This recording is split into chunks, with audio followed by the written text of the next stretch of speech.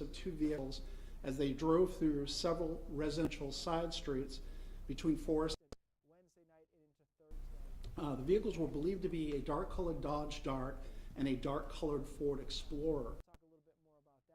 On Wednesday, February 28th, an alert patrol officer located the Dodge Dart and the area have multiple bullet holes on the residence of the registered owner. Those warrants were executed SRT. Discovered that a 17-year-old male was in possession of the vehicle during this shooting. This juvenile was arrested and charged with reckless conduct with a dangerous weapon and was detained at the Long Creek Youth Development Center. Detectives continued their investigation, and the investigation led to identifying a significant drug trafficking network. Houses in Portland, Gray, and New Gloucester were identified as being used wanted in connection with this shooting, as well as other significant criminal activity. On Friday, March 15th, our SRT conducted a high-risk search warrant for Forest. Cocaine and evidence of drug trafficking was discovered. On Friday, March 22nd, around 7 a.m., Portland detectives executed 3 high-risk warrants. SRT, Maine State Police Tactical Team, and their negotiating agents from the FBI Southern Maine Gang Task Force conducted simultaneously executed warrants at 88 Skips Way and 84 Highview Drive in New Gloucester, along with 38 Blackthorn Lane in Gray. While executing the Skips Way warrant, a vehicle was spotted fleeing the by some of our containment officers. Around 12 p.m., detectives learned that a subject of interest was currently in Portland in a vehicle matching the description of the one that fled from Skips Way. This vehicle was quickly located in a parking lot off of Vaughn Street. An element of our SRT conducted a high-risk stop and took 2 17-year-old males into custody on arrest warrants. They were brought to the Long Creek Youth Development Center. In the vehicle, after executing a search warrant on it, 3 handguns, $2,200 in cash, and almost a pound of cocaine were seized from the vehicle. In total, 6 handguns, a shotgun, more than 400 grams of cocaine, along with more than 4 seized. The Ford Explorer was located at the Blackthorn Lane address, and a warrant was executed on that vehicle as part of the original shooting investigation. This investigation is still ongoing, and the PD is unable to release any additional information at this time. The department would like to thank members of the public who assisted the Detective Division with this investigation. Some comments about the sophistication of this drug trafficking network and the level of violence is troubling. The ages of those involved range from 16 to 19 years old. We are fortunate that by one of the many stray rounds that was fired between the vehicles during the rolling gunfight on February 26th. Occupants of both vehicles were firing at each other. Over the past 2 years, Portland has seen a significant increase in that can be directly attributed to drug trafficking. We have seen bullets shot into the bedroom of innocent children, and we've responded to several incidents with people senselessly shot. We are asking that if anyone has information regarding this or any other criminal activity, call your local police department. We cannot stop this criminal activity unless we have help from parents and other members of the public. It's the end of the prepared statement. I just want to give you some highlights of the operation that occurred. We had almost 100 law enforcement officers involved in the search in Gray, New Gloucester, including federal and including Inland Fisheries and Wildlife and some other departments to give us access. Rural 180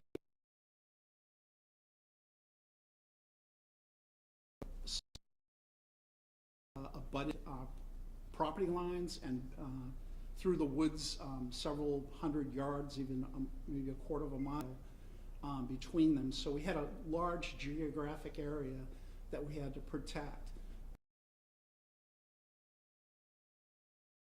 Add to that, in 2023, we had more than 70 shots fired call with numerous people being shot. In 2023, our special reaction team was used on high-risk incidents. So far this year, we're at 18 uses of our SRT, on track to outpace any prior year. Our special reaction team is used for incidents where the threat level to do a search warrant or make an arrest warrant is on a matrix, and the matrix has to exceed a certain score. I can tell you in my career, the search warrants for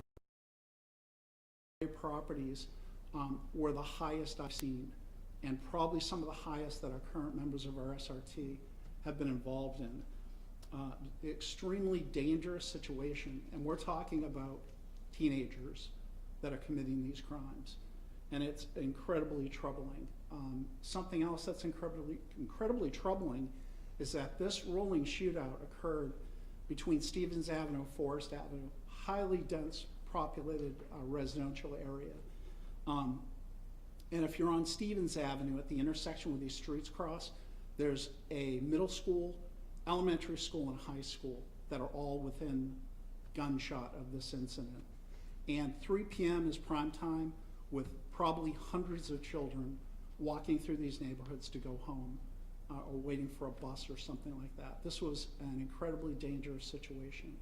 I'm thankful that these kids are taken off the street, but being juveniles, it's probably going to be a short term, for them. Is that if you feel like your children are heading down a wrong path, or need parenting, quite honestly, you have to be the parent to them. You have to, if you know what your kids are doing, put a stop to it. If it involves calling the police and turning over their weapons, turning over their drugs, that's what has to be done. One of your children is going to get killed, or an innocent bystander is going to get killed during these outrageous incidents that have been happening. With that, I'll open up to questions. Chief, do you have any? You gave us the charge for the first 17-year-old, the pair of arrests that happened after. Right. Can you shed any light on what they were charged with? The people that were arrested were on warrants. I can't get into the details too much. The investigation's ongoing, and there will probably be some charges regarding drugs and gun possession after we've had a chance to examine the evidence and put everything together. But for right now, the first youth was charged with the shooting, and as we've charged anybody else in connection with the shooting that occurred on Forest Avenue. And there have been some warrant arrests for other unrelated charges, but we're finding them as part of the drug trafficking conspiracy. I'll add too, another thing is that this level of drugs and the number of guns, we don't see that usually in adults. I mean, this is really, an anomaly for these kids to be this organized, have this much money. Something to add that's not part of this, but at least 2 of these kids own very late model Jeep Grand, and they owed them title extremely lucrative. Quite an operation, and we've taken $40,000+ out of their bank. Several. I think we've made a dent in it.